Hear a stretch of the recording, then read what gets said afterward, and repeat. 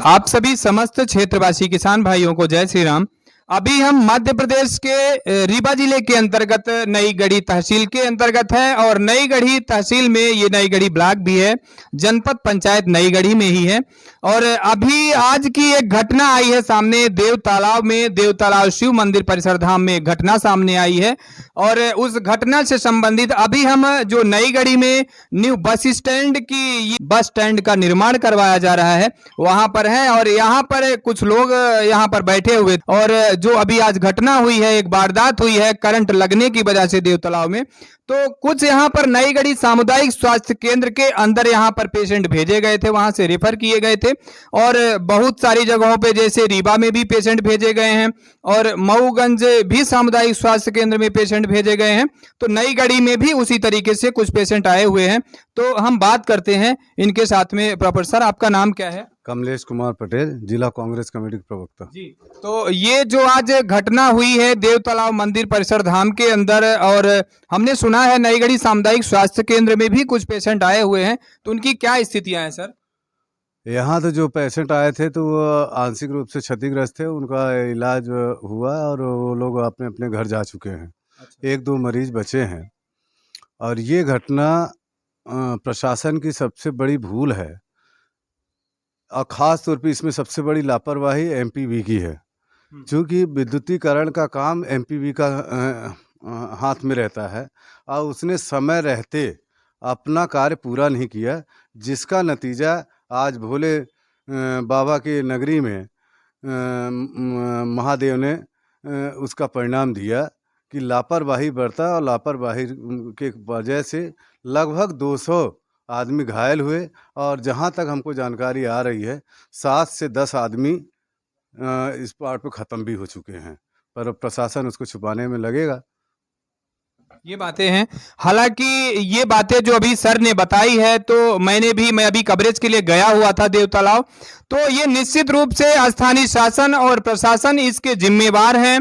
जिस तरीके से मध्य प्रदेश पूर्व क्षेत्र विद्युत वितरण कंपनी लिमिटेड की ये लापरवाही देखने में सामने आ रही है, तो निश्चित रूप से मामा शिवराज सिंह हमारे मुख्यमंत्री, जो हमारे प्रदेश के मुख्यमंत्री हैं, अभी जितने प्रकार के ऑफिसर्स हैं जिनके द्वारा ये कड़ी जुड़ी है और निश्चित रूप से यहाँ पे घटना हुई है करंट लगने की वजह से मीन्स यही कार्य अगर पहले से दुरुस्त किया जाए, तो ये दुरुस्त नहीं किया जाता। मीन्स स्थानीय शासन और प्रशासन सोते रहती है।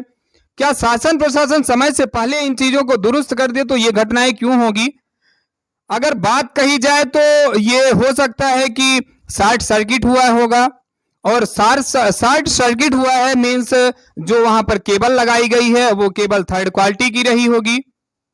तो ये तमाम प्रकार की बातें हैं और स्थानीय प्रशासन सोते रहती है। हालांकि हमने कवरेज के दौरान सारी चीजें दिखाई है और यहाँ से हम निकल ही रहे थे कि ये न्यू बस स्टैंड जो नई गढ़ी में बन रहा है, यहाँ पर कुछ लोग थे बैठे हुए थे, तो हम यहाँ से निकल रहे थे तो लगा कि हम इनसे मिल लेते हैं और चीज़ों के बारे में समझ लेते हैं। तो जैसा सर ने बताया है, मुझे भी कुछ सूत्रों के हिसाब से पता चली है ये बात कि 8 से 10 जाने भी गई हैं।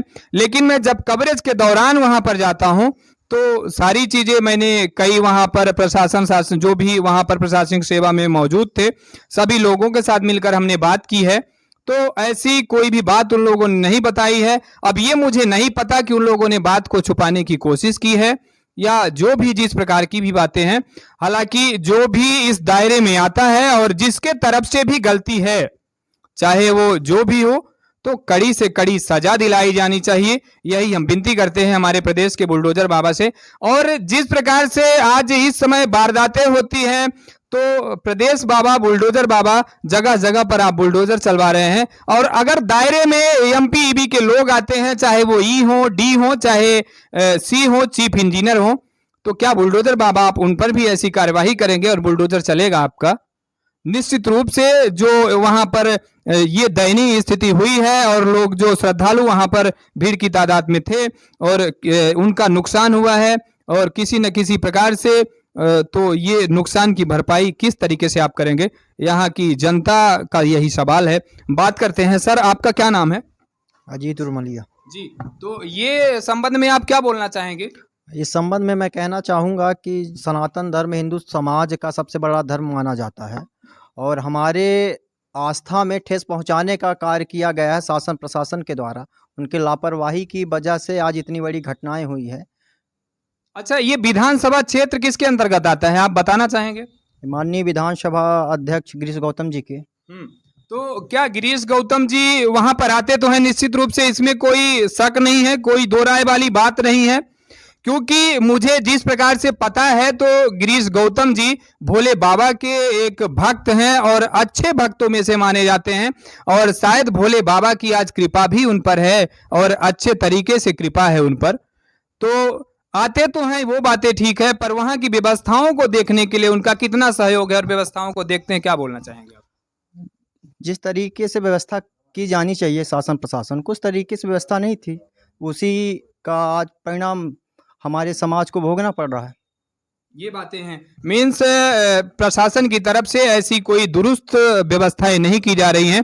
अगर पहले से लाइट की गड़बड़ी है और वहां पर बार बार कंप्लेन की जा रही है कि लाइट यहाँ की गड़बड़ है, तो यही प्रशासन दौड़ करके और समय से पहले करती तो आज जो ये गाज गिरी है बिजली के करंट और तार से गिरने से लोगों पर, श्रद्धालुओं पर, भक्तों पर, तो ये चीजें होने से बच जाती और ये चीजें नहीं होती तो निश्चित रूप से ये आज एक बड़ा दुर्भाग्यपूर्ण बात हुई है देवतलाव मंदिर परिसर के अंदर। और ये निश्चित रूप से वहां के पंडा पुजेरी भी इस दायरे में आएंगे, कहीं न कहीं उनकी भी गलतियां हैं और शासन, स्थानीय शासन प्रशासन भी इसकी पूर्ण रूपेण जिम्मेवार है। आप देख रहे हैं श्री सुमंत न्यूज, मैं शुभम पांडे, जय हिंद।